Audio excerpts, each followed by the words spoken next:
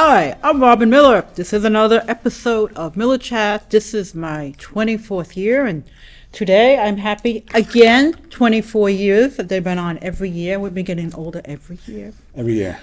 And this is inviting Mike Kennedy to come on. He is the ADA Access Coordinator from Center for Living and Working. And Joe Bellil, he's the Vice President of Public Affairs and Youth Services. Did I get right? Right, for Easterseals, yep. Okay. Well, welcome, Barry, for coming on my show today in this September of 2023. Our pleasure. 24 years, huh? Yeah. Wow. Feels Yeah. like we've been here before. You know? Yeah. Yeah. great. Well, Yeah, every it's like- time yeah. we come, we look older, though. Do we look younger or older? Or we haven't changed? Oh, I'm going to defer that question to my partner on the right. I don't want to go there. Yeah. Well, my last show is going to be May 2024. I'm inviting both of you to come for the last time. I'm retiring. Wow. Well, I'll probably do something different. But 25 years is a milestone, especially if it's all volunteer. That's great. Oh, yeah. 25 years, Robin, huh? Yeah, I may have EJ come on because he'll be 14 and a half. Wow. I don't know. Right now he's that teenager where it's like, oh, don't go near me. Don't go near me. Right? You know. So anyway, so we're here to talk about advocacy regarding for persons with disabilities. So what's been going on? I know you gave me some topics today. What would you like to talk about? Well, let's start with transportation. Okay. Just because that's something that both Mike and I have been involved in. A lot of different things are happening. So with the WRTA, the Worcester Regional Transit Authority, there's a new administrator there. And so his name is Joshua Rickman. He comes from Connecticut and also Pioneer Valley. I think he's worked for both. So he's starting new. I think the disability community is going to be meeting with him around October 2nd. Good. I think that's Somewhere around. Yeah. somewhere Sounds around right. there. So just talk about different issues that we've had and concerns and hopes for the future. And so that's something that we've been involved in. We've also been attending the WRTA advisory board meetings where they're talking about different changes and, of course, zero fare and things like that. But one of the main things is we want to make sure that there are people with disabilities as well as older adults involved in the process. And so that's something that we've been working on, advocating for people to consider taking a position on the WRTA advisory board. So this is a position for both a disability representative and also for a rider representative. And so it changes. Right now, the disability representative is from Westboro, and probably next, I'm not sure where they're going to be from next time. But then the Worcester has the rider rep is from the Worcester area. And so it's good. It's a year position, and I wish it was longer, but it's only a year. But it's important to have the voice of people that actually take the ride and people with disabilities who use the paratransit service to be involved in it. Right, and the beauty of being whether a rider rep or a disability rider rep is that they A, have a vote, and B, they can make motions. One thing that's kind of annoying to a lot of the advocates is that the meetings, even though they're hybrid, they're in a webinar format. So the only people that can really ask questions are people on the advisory board. If you want to, if you have a question for them, you the rider user to sit in on the meeting, you have to submit your questions or requests in advance. Good. And I forget how much advance notice they need. 48 hours. Okay, 48 hours. So Yeah. so almost like like posting a meeting, open meeting, law meeting. You have to post 48 hours in advance. So otherwise, you really. All you could do is listen in, and you can actually, view the just the board members that are participating. You can't even see who's out there watching. where when you're a advisory board member, you actually had access to everybody that was on the board at the meeting and people who were watching it. Oh, Right. Yeah. so that, more voices. yep, that's yeah, and the advocates have pointed that out many a times. And the two kind of advocacy groups, if you will, about transportation in Worcester. One's called the Zero Fare Coalition, and the focus of this group is to push zero fare, and which is going to happen until June 2024, where then the board has to decide again if it's going to do that. And also the Transportation Advocacy Coalition, and that's a group I kind of support. And it basically focuses on disabilities, but also about the zero fare a little bit and other transportation issues. And we kind of meet on a monthly basis to talk about different concerns and things. And so we spread out the information. Every WRTA meeting we send out information about it. Encouraging people to listen to the WRTA advisory board meetings and things like that. And Mike's right. They really need to change the way they're doing this hybrid meeting, or it's not even a hybrid. I think it's more of just on Zoom. Right. And they really need to make it more hybrid, and they also should be able to let the public have more input. Now, understanding it's an open meeting, and so just because you show up there doesn't mean you have a right to speak. You have to be acknowledged by the chair. But at the same time, I think people want to have input from the community, and there should be a better way than just 48 hours in advance, especially since you're not able to bring up any issues that may pop up during the meeting. Right. Concerns. So that's why we've been really watching that. One of the things that I've been kind of interested in is what's going on in Shrewsbury and Westboro. The Via, they call it the Via Shuttle, or I've seen that. yeah, which is a really great program. It's an on-demand service. I guess it's during the weekdays, and it's $2 a ride, but it's on demand. So somebody can call up and ask for, can go on the phone or call and ask for a ride, and I guess within 20 minutes you'll be able to get that. You might have to walk a little bit, or I think if you have a disability, they'll pick you up where you are in that service area in Shrewsbury and Westboro. But what a great system. It's something I'd like to see in the Worcester area, and I think it's a great model. I've heard positive things about it. And I know I think they have 4 vehicles, and one of them is a Wave, which translates to wheelchair accessible vehicle. Yeah, I've seen them around. Who owns them?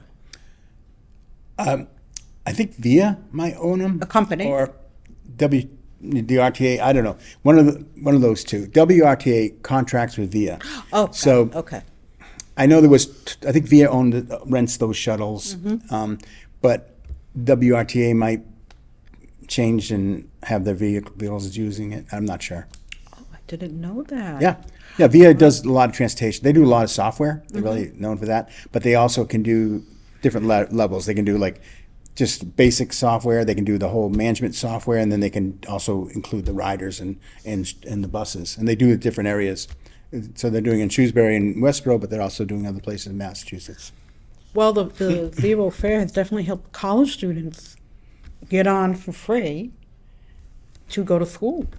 Yeah. That really helps. Oh yeah, and it's been very helpful for the working poor who can't afford a vehicle, or even if they do have a vehicle, it's not like the price of gas is cheap. No. So this way, they're able, to use the buses to get to and from work, and these are the people that do all that important work for you every day. Yeah, and people that don't have jobs and are on fixed income. Right. It's great to have that, and you don't really get it until if you ever experience not having much money, right, and understanding the costs and being able to get transportation for free. I know. At no cost to be in Worcester and go around. That's great. You know who the other people that benefit from it? Businesses. Yep.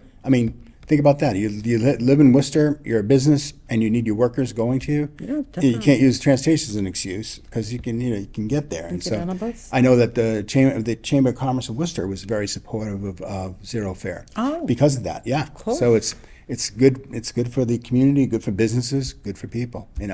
And what a better way to really encourage people to do mass transit. Yes. To be able to go and take rides for free. I mean, yeah.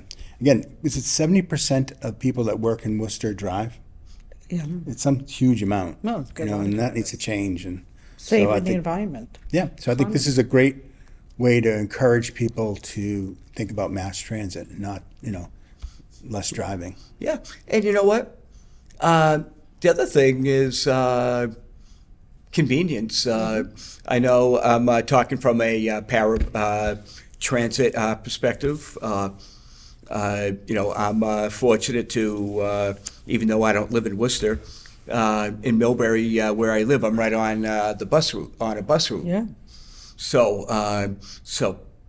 of the many cars that go up and down my street, some of those are WRTA buses. Okay. So for people like myself, doctor's appointments at I'll just pick on UMass Memorial, the university campus. The place is always packed.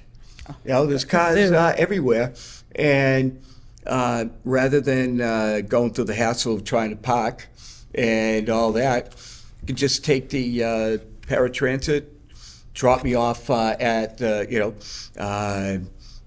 either the ambulatory building or the Benedict building, and because that's where most doctor's appointments are. Yeah. And like I say, it was convenient. It was convenient in that way, but like I say, the drawback with the paratransit is you have to schedule in Yes. advance. Mm-hmm. Sometimes I've seen that they don't always run because they don't have drivers or Yeah, shortage of workers. yeah, and you can't predict when the appointment's going to end. Nope. And you're gonna have to you'll if the appointment ends early, now you gotta sit around for 45 minutes waiting for your ride. Right. Wow. All right, well, let's shift gears a little bit and talk about housing. That's an ongoing issue. So what's the update on housing? It's tough. There's been some advocacy that's been done in Worcester. Yep. And CLW has been very active in that, and pushing to get housing included, accessible housing included in different types of policies. I think that the city's working on. There's statewide, again, people are trying to push for more housing. Some of our area reps have been doing that. But it's so difficult. There's just so much need of housing going on. And also, the housing needs to be affordable. Of course. And that's the other thing. If it's market rate, it's an accessible market rate, that doesn't help that much. It's good for some people that do that, but for somebody who's doesn't have an income, who's getting Social Security benefits, it's going to be tough to be able to find a place. You're not going to be able to afford a market rate building. No. Yeah, and that's the real sad thing, is with brand new housing, built stick built from the ground up. Yeah. They have to have 5% that are wheelchair accessible, but market rate. I mean, the constituents that Center for Living and Working serve, most are on fixed incomes, either SSI or SSDI, and they're not in any position to buy purchase a house. No. I mean, maybe if they had a adult onset disability and they had purchased their house 30 years ago when the prices were reasonable, they could maybe manage. But so what happens is the accessible units in the market rate housing end up going to people that don't actually have a disability. And, that's just too bad. That's really unfortunate. And one of the bills that Senator Moore is supporting kind of provides for accessibility for older units, right? And so, Yeah. again, a lot of times, I think people really need to think about the future, and it's almost like insurance for the community. I mean, as you get older, there may be some sort of mobility limitations that you have. People are, if you aren't able to walk as well, or stairs are dangerous or whatever, then you should, be able to make your home more accessible, or try moving into a place that is more accessible. Whether it's like a ranch house or just making changes instead of having stairs, ramps, and things like that. I think people need to think ahead, and there is some legislation out there that does kind of encourage people to when they're building something, to be able to change that to make it more accessible in the future if they need to, with limited costs. Yeah. And the bill you mentioned, Joe, you're referring to, it's a act relative to the Architectural Access Board. Mm-hmm. The Architectural Access Board, or the AAB acronym, they're the enforcement agency of accessibility in the state of Massachusetts. You have ADA accessibility guidelines, and you have the Mass Architectural Access Board. So these brand new units, market rate units. Remember I said that 5% have to be accessible, but the other 95% of the apartments need to be adaptable. And the one sentence definition of adaptable is the ability to add accessibility features without structural change. In other words, if you're in an apartment complex, if you you're getting a little older, you need grab bars for your bathroom. If you're prepared ahead of time, like putting backing in the walls, you can mount your grab bars. Yeah. Now having to use a wheelchair to get around your house. If it's built adaptable, you can easily remove the sink vanities. Mm-hmm. And like say, the general maintenance person can do that. If you don't do this ahead of time, now you have to hire a contractor. Yeah. And in extreme cases, engineer. Unfortunately, there's a loophole. Where maybe we're not right in the Blackstone Valley here, but we're certainly close enough by it. All those mills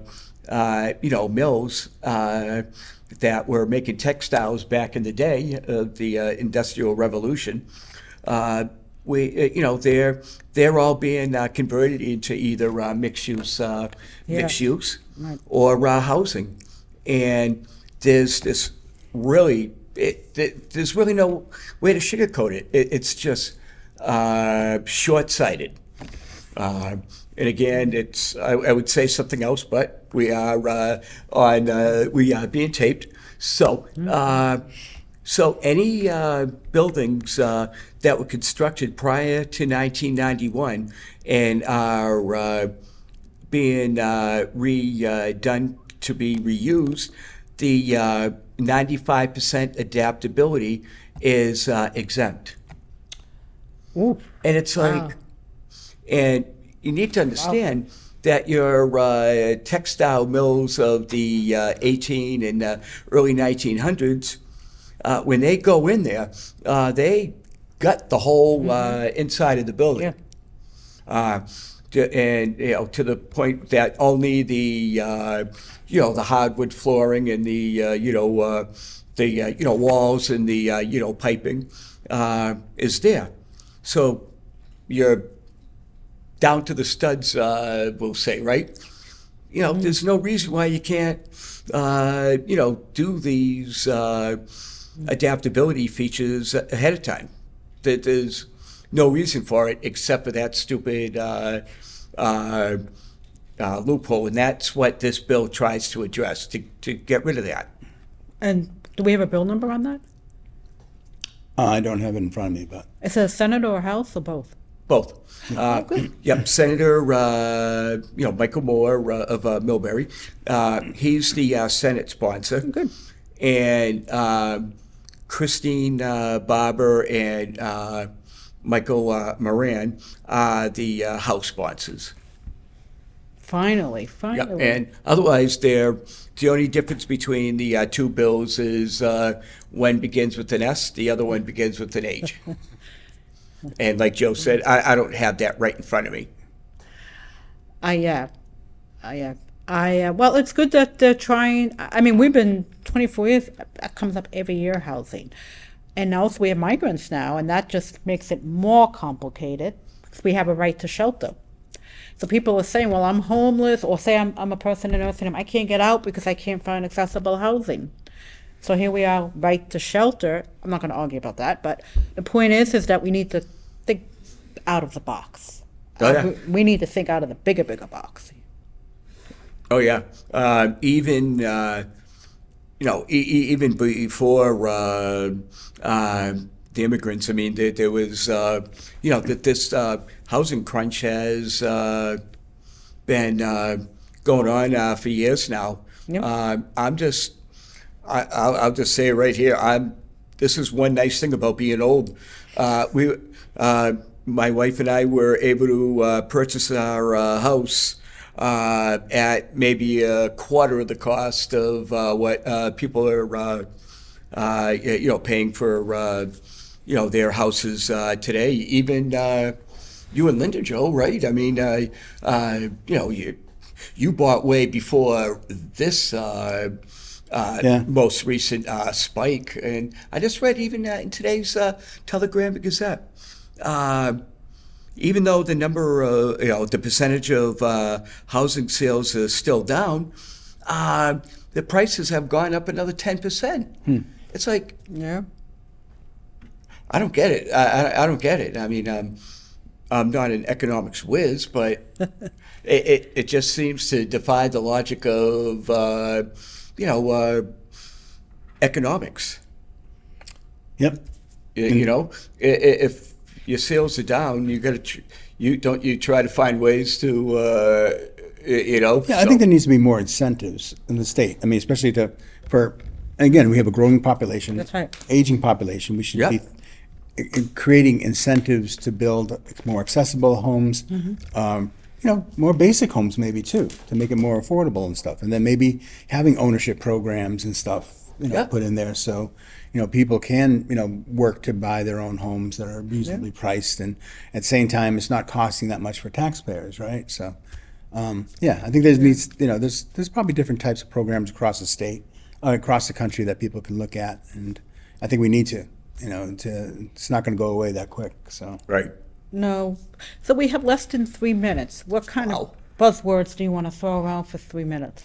So I'm going to throw one out. Okay. So a lot of changes in Worcester. We mentioned about the WRTA, but Worcester has it's going to be getting a new ADA coordinator. The one that's been there for a number of years. Is it 5-10 years? Janet? I'd say over 10. Yeah. Yeah, so they're going to be going through some changes, their commission and things like that. So I always want to make sure that whoever the ADA coordinator is knowledgeable on disability issues and things. So that's something that I'm thinking about. Also, we have a candidate who's running for city council that is a person with a disability who uses a wheelchair. Oh, really? Yes, Robbin Miller, who's going for District 2. there. And so he's been part of with our group about on different advocacy items and stuff. So it's great seeing a person with a visible disability, or doesn't matter if visible or hidden, but a visible disability that's running for a political position. So I think it's great, and he's got a lot of good ideas, and he understands a lot of different needs from different communities in Worcester. So it's great to see that happening. Yeah, because you know what, the Worcester City Council is pretty diverse already. Absolutely, yeah. And Finally. having someone like Rob also sitting on the council would just be a really great thing. It would be I think great for the city, and it'll also be great for the disability community, because they'll there's a lot of young people with disabilities out there, and when they can see someone just like them on city council, I just think that would go a long way. I wonder if it would help change some of the accessibility issues there, especially since he uses a wheelchair. I wonder if that would cause some changes in the chamber. Yeah, So, good. yeah. Good. You never know. That's a good question, and yeah. Yeah, I mean, that chamber, I mean, they got that big wooden thing that separates people from the council, but that space is so tiny. Yeah, and if you're using a wheelchair, just trying to speak there, I I spoke a couple times there. You're like blocked by that gate, if you will. So. Well, we have to end now. Wow. Yeah, we talked a lot today. Thank you. Yeah. And the conversation continues, as they say, right? As the story continues, right? Remember Harvey used to say that, let the story continue. That's right. Whatever. Well, I thank Joe Bellil, Vice President of Public Affairs and Youth Services from Easterseals, coming on, and Mike Kennedy, the ADA Access Coordinator from Center for Living and Working. Well, thank you very much, both of you. We'll see you again in May of 2024. All right? Pray for nice weather. All right. Good night, everyone. Bye-bye.